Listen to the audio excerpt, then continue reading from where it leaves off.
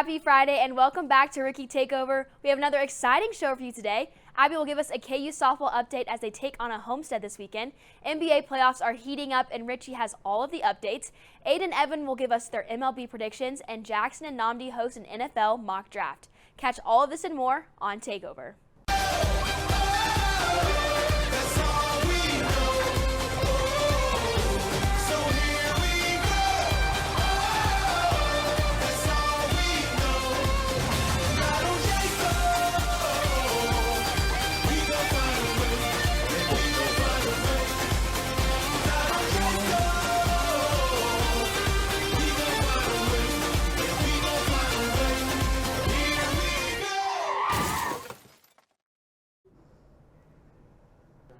Welcome back, everyone. I'm Gabe Daniel. Alongside me is Holden Rogers. And Holden, I have to say, it's a great day to be a Jayhawk and an even greater day for another episode of Takeover.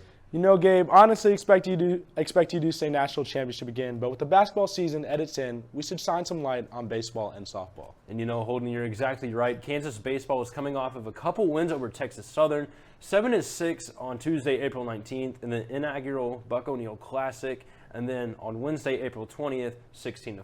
Yes, and for the Buck O'Neil Classic, the Jayhawks played at Legends Field, home of the Kansas City Monarchs, and both teams wore uniforms designed at the same style of the Negro League baseball teams. And you know, I think the history behind that is amazing, and the jerseys they wore were pretty sick. Now for softball, they're coming off of a tough loss to Wichita State, but Abby Lord will catch us up on their season so far. Thank you, Gabe and Holden. Last season, KU softball ended 22-26 and last in the Big 12 standings. Senior catcher Shelby Gear and second baseman Cheyenne Hornbuckle were in a three-way tie for a perfect fielding percentage in the Big 12. Pitcher Kazi Hamilton, who was selected to the All-Big 12 freshman team, led the Jayhawks with 59 strikeouts. The 2022 season started out strong with 7 wins and 5 losses. Then, the squad was tested and went on a 9-game losing streak, but that ended with a win at home against Southeast Missouri State University 8-0 on March 14th.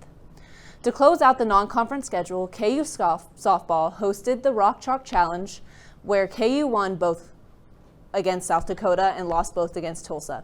Still, in Lawrence, Big 12 conference play began against Texas, where the team lost all 3. On April 1st through 3rd, KU won 1 out of 3 against Texas Tech. Then Kansas played Baylor and lost 2 out of the 3. Last week, KU played Oklahoma State and lost all 3 games in the Cowgirl Stadium in Stillwater. On Wednesday, Kansas was mercy ruled against Wichita State in Wichita. Despite the bad luck right now, there are always more games to be played. Today, the squad battles North Texas in a doubleheader at 3 and 5:30, and then tomorrow at 12. This season has brought a new star in junior third baseman Ashlyn Anderson. She is the Big 12 doubles leader with 13. Next up, Gabe and Holden explained what's going on in the NBA playoffs. The NBA playoffs are finally underway and have been nothing short of exciting. Holden, what have you thought about it so far? Well, I have to agree with you, Gabe. I mean, every series has been entertaining. With me being from Dallas, I got to talk about the Mavs. They just won their second straight game without Luka Doncic. Jalen Brunson has stepped up big this series, leading the team with 41 points and 31 points in the Mavericks wins. The Mavs are up 2-1 on the Jazz, and Luka is almost ready to return. And you know, I got to talk about my Grizzlies, that 26-point comeback to take a 2-1 series lead, and Desmond Bane was a bucket that game. He had 26 points with 6 boards. I mean, what a comeback from the Grizzlies. But speaking of comebacks, how about Boston, Brooklyn? The Celtics came back from down 17 and had 7 guys score double figures, led by Jaylen Brown with 22. A very big team win for the Celtics, put them up 2-0 over the Nets. And you know, all this excitement in just the first round, we could stand around and talk about this all day, but let's save that for Richie Obaid, who has a further update on all of the fun that's happened so far right after the break.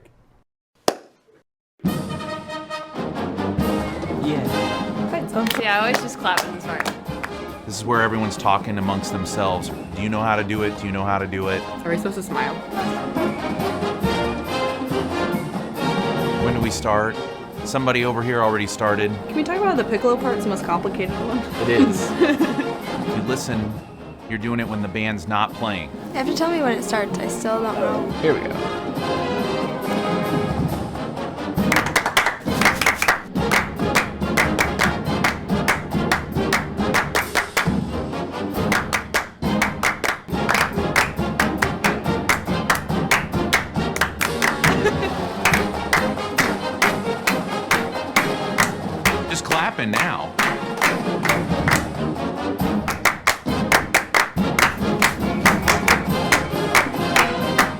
No humps.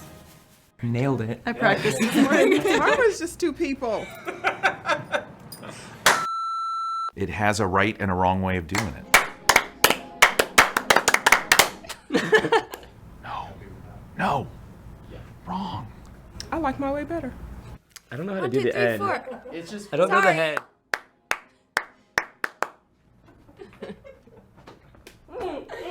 It's hard by yourself.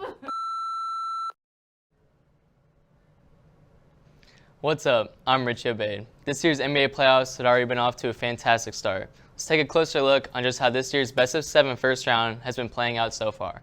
Starting off in the Eastern Conference, the 1 seed Miami Heat have been holding their ground against the 8 seed Atlanta Hawks and are holding a 2-0 series lead over Atlanta. Jimmy Butler has been the go-to guy for the Heat so far in the first 2 games, with him averaging an impressive 33 points per game on 60% shooting from the field. This series is now shifting to Atlanta for games 3 and 4. The next series, who I predicted was going to be the can't-miss first-round matchup, and so far, it's put up a good argument. The 2nd seeded Boston Celtics are currently leading the 7th seeded Brooklyn Nets 2-0, with the series moving to Brooklyn for games 3 and 4. However, even though the Celtics have yet to drop a game, they've definitely been tested. It took a Jason Tatum 31-point performance and a buzzer-beating layup to win Game 1 over the Nets and Kyrie Irving, who had 39 in Game 1. Game 2 featured an all-around team effort for the Celtics, as they had 7 out of 8 players who played in the game with double-digit scoring figures. That's exactly what they needed, as at one point in the game, they were down 17 points to the Nets, but battled all the way back and won by 7. It also helped the Celtics that Kyrie and KD combined for a total of 1 made field goal out of 17 shots in the second half. The series will continue to be close all the way through. The defending NBA champions, the 3rd seeded Milwaukee Bucks, find themselves even in the first round 1-1 with the 6th seeded Chicago Bulls. Game 1 saw the Bucks and their superstar Giannis take care of business by beating the Bulls by 7. However, Game 2 is where things got interesting. Most of the game was led by the Bulls and even saw them grow to the lead as much as 18, but the defending champions fought back and made things very close towards the end of the second half. However, Giannis' 33 points, 18 rebounds, and 9 assists was no match for the Bulls and their own superstar DeMar DeRozan, who finished with 41 points on 51% shooting from the field. DeRozan became the 5th player in Bulls history to drop 40-plus points in a playoff game. The game went with the Bulls winning 114-110, and the series is tied at 1, and now with Game 3 and 4 headed to the Windy City, the Bulls hope to put the defending champions on the ropes. The final series in the Eastern Conference is between the 4th-seeded Philadelphia 76ers and the 5th-seeded Toronto Raptors. The Sixers have a commanding 3-0 series lead, only need 1 more win to advance to the second round for the 4th time in the last 5 years. Game 1 saw Tyrese Maxey drop 38 points, and the Sixers winning in blowout fashion by 20 points. Game 2 was also another blowout victory for the Sixers as they won by 15 points. But Game 3 was the first real threat from the Raptors that the Sixers faced so far. This game saw the Raptors at one point winning by 17 points, but in true Philly fashion, the Sixers never stopped fighting. They forced overtime and saw themselves gain the first lead of the whole entire game in that overtime period. KU's very own Joel Embiid will be the one to hit a go-ahead and eventual game-winning three-pointer for the Sixers with 0.8 of a second left on the clock. Embiid is currently averaging 27.7 points and 13 rebounds in the series thus far. The series will have a chance to close out the series and complete the clean sweep in Toronto on Saturday. Now to things out in the Western Conference. The 1-seeded Phoenix Suns are tying the series 1-1 with the 8-seeded New Orleans Pelicans. The Pelicans were able to steal Game 2 in Phoenix on Tuesday night when Suns star Devin Booker went down the second half with a right hamstring injury after dropping 31 points in just the first half of the game. This immediately led to the Pelicans being able to run away with the win. Booker is expected to miss Game 3 and 4 in New Orleans and potentially 1 to 2 weeks on top of that, which gives the Pelicans very high hopes in doing the unthinkable, which would be to upset the overall 1 seed in the first round. Keep your eyes on this one. In the next series in the West, the 2nd-seeded Memphis Grizzlies are out to a 2-1 lead over the 7th-seeded Minnesota Timberwolves. The first 2 games of the series were snooze fest, with the T-Wolves winning Game 1 by 13 and the Grizzlies winning Game 2 by 28. Game 3 was looking to be another blowout when the Timberwolves saw themselves grow to a lead of 26 points. But the young, talented Memphis Grizzlies were able to end the game on a 37-12 run and win the game by 9 points in Minnesota. Desmond Bane led the comeback in all scorers with 26 points. The 3-seeded Golden State Warriors find themselves in the driver's seat, up 3-0 against the 6-seeded Denver Nuggets. The Warriors won Game 1 by 16 points and Game 2 by 20 points. However, Game 3 was much closer. But Golden State's surprise series scoring leader Jordan Poole and their superstar point guard Stephen Curry coming off the bench were too much for the Nuggets to handle, and the Warriors won by 5 points, 118-113. The Warriors will have a chance to complete the sweep in Denver on Sunday. The last series in the Western Conference has the 4th-seeded Dallas Mavericks leading the 5th-seeded Utah Jazz 2-1. To many, this is a complete surprise as the Mavericks have been playing the series so far without their superstar Luka Doncic, who is out with calf strain. Point guard Jalen Brunson has fully taken the next man up reference to heart. He's averaging an incredible 32 points per game so far in the series and dropped 31 in Game 3 win in Utah on Thursday night. However, do not let the Mavs and Brunson overshine the fact that Donovan Mitchell is also averaging 32 points per game and has looked at times completely unstoppable. I fully believe the series will need all 7 games to be played before a winner prevails. The first round continues tonight with Game 3 matches between the Heat and the Hawks, the Bucks and the Bulls, and also the Suns and Pelicans. First round should continue to be exciting as the matchups go on. That's all for me, guys. Now here's Aiden and Evan with MLB predictions. The MLB is officially 2 weeks into the season, and Evan, I'm sure you have some predictions for who will win each division and the World Series. That's right, Aiden. The wait is finally over, and it's great to see home runs and bench clearance, but also seeing some unexpected teams doing well and others struggle. It's been shocking to see the standings change constantly in each division for the past 2 weeks. With that being said, here are our predictions for who will come on top of each division in the end. Starting off in the American League East, I have the Toronto Blue Jays beating out the Red Sox, Yankees, Rays, and Orioles. With the young infield of Bo Bichette, Kevin Biggio, and Vladimir Guerrero Jr., as well as Gold Glove third baseman Matt Chapman, both make an impact on both the defensive and offensive side. Guerrero Jr. is already off to a hot start, batting .317 with 5 home runs and 10 RBIs. Now, heading over to the American League Central, I am going with the Chicago White Sox with Jose Abreu at first base and just an all-around very dynamic team. They currently sit at second in their own division, just 1 game behind the Cleveland Guardians. For the final division of the American League, this one took a while to pick, but I'm going to go with the Houston Astros. They are struggling at the moment, but will get out of this slump. With the help of the bat from a healthy Jose Altuve, Alex Bregman, Yuli Gurriel, and Yordan Alvarez, the Astros will hit their way back into first. That's a bold pick, Evan. How could you not go with Angels and Shohei Ohtani? For the first division in the National League, the East, I am of course going to go with the New York Mets. They currently have the best record in baseball, and with the pitching punch of Jacob deGrom and Max Scherzer, I don't see any way they could lose this division.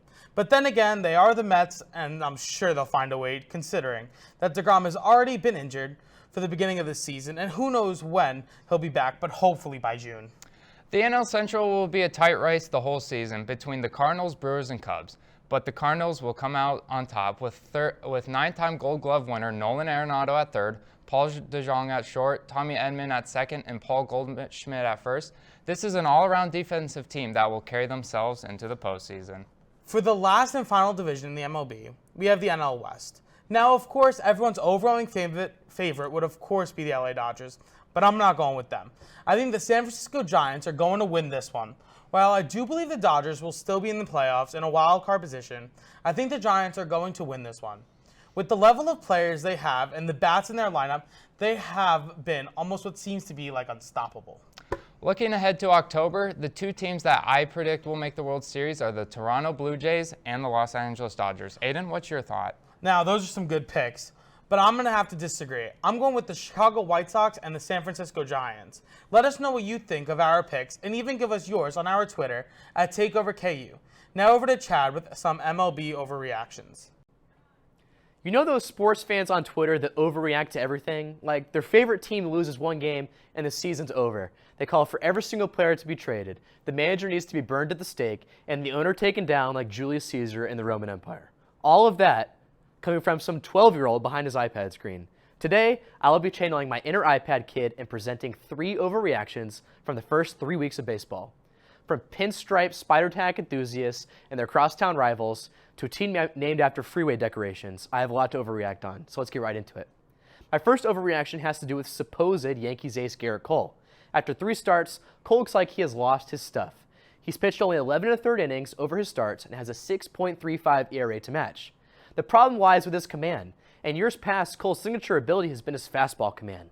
Last year, he led the majors with a 5.93 strikeout to walk ratio, meaning that for every 6 so batters he struck out, he walked only 1. This year, Cole's strikeout to walk ratio sits at an abysmal 1.71. Ironically, last season was also the season Cole was mentioned as public enemy number 1 in the spider tack sticky substance epidemic. In 6 games last April, Cole dominated with a 1.43 ERA and a 20.7 strikeout to walk ratio. Yes, you heard me correctly, 20.7. Batting with the elements has always proven to be difficult for Cole, so I'd expect a massive turnaround once the weather warms up in the Bronx and Cole's able to regain his command. But for now, I'm all aboard the overreaction train. Speaking of trains, or in this case, subways, our next stop is across the East River and into Queens. 14 games into the year, the New York Mets look like the World Series favorites. After the past few seasons, the Mets being overrated has become a national pastime. But this year, the Mets look to have baseball fans across the country taking back their words. The 10-4 record is the best in baseball, thanks in part to some incredible pitching and an offensive surge from Francisco Lindor, Eduardo Escobar, and Brandon Nimmo. Before the season, I told you that the Mets rotation duo of Max Scherzer and Jacob deGrom would be the greatest the game has ever seen. Even though deGrom is yet to debut in 2022, his workload has been replaced with that of new addition Chris Bassett and veteran Carlos Carrasco. The Mets pitching staff has a combined ERA of 2.56, good for fourth in baseball. If the Mets can continue to hold down the fort until deGrom is back, we are looking at a team with serious October deep run potential. Last up, baseball's biggest surprise, the Cleveland Guardians. If you would have told any baseball fan that 3 weeks into the season, the league's hottest hitter and MVP frontrunner would come from the Cleveland Guardians, it wouldn't come as a surprise.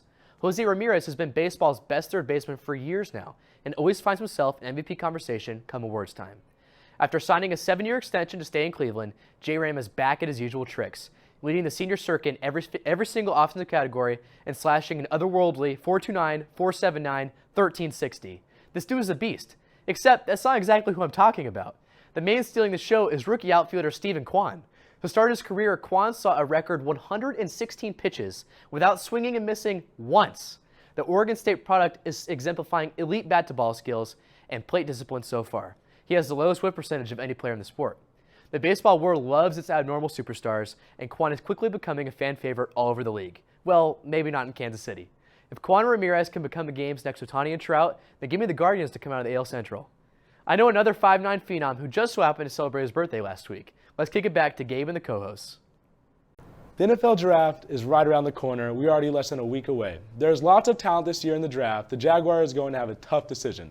Gabe, who would you go with at number 1? You know, Holden, I think this guy right here, Aiden Hutchinson, will have to be the pick. He had 14 sacks this past year and led Michigan to its first college football playoffs. It's hard to pass on that leadership and talent. If it was me, I would take Kevon Thibodeau. He was 6'4", 250 pounds beast and almost unstoppable when healthy. So much raw talent here, hard to pass on a guy like this. And you know, you make a really good point there. Before we go any further with a mock draft, Jackson Reed will have one of his own just after this break. You may not hear it at first, but it's there. Our chant, rising.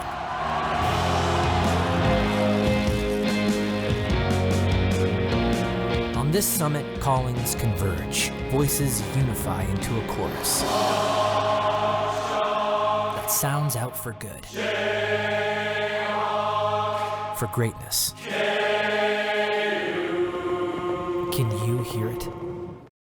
Welcome back, everybody. A lot of speculation is around the NFL's crown jewel event of the offseason, the NFL Draft. It starts next Thursday, and I'm sure you've seen a million different mock drafts, an ESPN mock draft, a CBS mock draft, all kinds of mock drafts. But here we go. I have just 5 prospects who I think will go in the order, obviously. Let's start. Number 1, Jacksonville. A lot of options they could go with here. I don't think they're going to go offense. They have a little bit of what they want, and they spent a ton of money in the offseason on their offensive game. Give me Aiden Hutchinson, the edge rusher from Michigan. Probably the best edge rusher in the draft, probably the best overall pick in the draft. Had a great season at Michigan this year. I'm sure Jacksonville likes that. I'm sure that's who they're going to take. They have, obviously, they could pick whoever they want. I think Aiden Hutchinson is the consensus number 1 overall pick as of right now.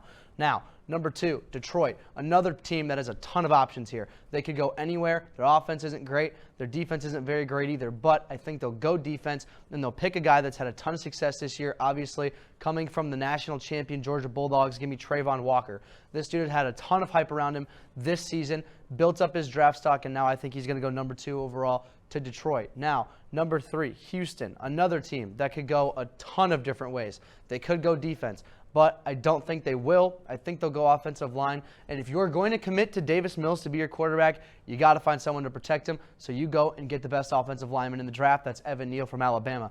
Evan Neal, obviously, he's protected Tua. He's protected Jalen Hurts in his freshman year. And, of course, protected Bryce Young, a Heisman winner this year. Evan Neal's protected great quarterbacks, and I'm sure NFL edge rushers aren't going to be a lot of match for Evan Neal. A little bit of a break-in process, but this is probably the best overall lineman in the draft, offense and defense. Now, number 4, the New York Jets, another team that probably is going to go defense, and I think they'll take the former number 1 prospect. His draft stock dropped a little bit from this year at Oregon. It's Kayvon Thibodeau. Thibodeau is an athletic freak. He can get off the edge very well, and the Jets don't have a ton of edge rushers. They don't have a ton of defensive strength, so give me Kayvon Thibodeau to boost that defensive staff for the Jets. Now, number 5. The Giants, another team that's probably going to go defense. This is a defensive-heavy top 5 or top 10. I hope they go Sauce Gardner. There is a ton of talent in the NFC East as far as receivers go. You got Terry McLaurin.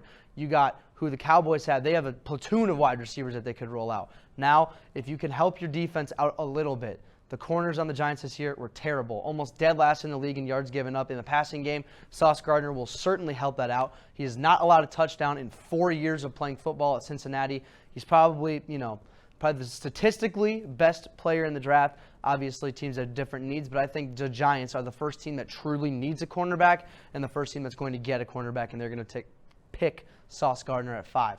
That's all I have for you guys. Stay tuned. I hope you enjoy the NFL draft. We'll be back next week with more NFL draft talk.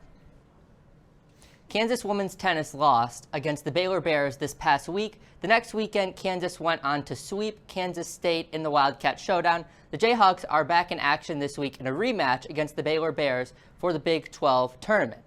On the WTA, Belinda Bencic claimed a title on the clay in Charleston. This happened after Bencic had a great week at the Miami Open, making the semifinals. The WTA players are battling this week in Stuttgart and Istanbul. The ATP stars are playing in Barcelona and Belgrade this week. Last week on the ATP, Stefanos Tsitsipas claimed back-to-back titles after defeating Alexandra Davidovich-Fokina. Davidovich-Fokina had an amazing tournament run after defeating Djokovic, Dimitrov, and Fritz. This tournament is played on the red clay at the prestigious Monte Carlo Country Club. Wimbledon just announced that they will bar all Russian players and Belarusian players from this year's Wimbledon played at the All England Club in London. Top players on the ATP, including Rublev, Medvedev, and Karatsev, cannot play. On the women's side, Kudermetova, Kasatkina cannot play. Belarusian players include Azarenka, Sasnovich, Sabalenka, and Ivashka. Many of these players are now top 10 in the world. Well, that is all we have for you today. Thank you for tuning in, and we will see you next Friday for another episode of Takeover. Go out and support KU Athletics this weekend and follow us on our social media at TakeoverKU. And remember, it's not about the games you played, but the plays you made. Rock Chalk.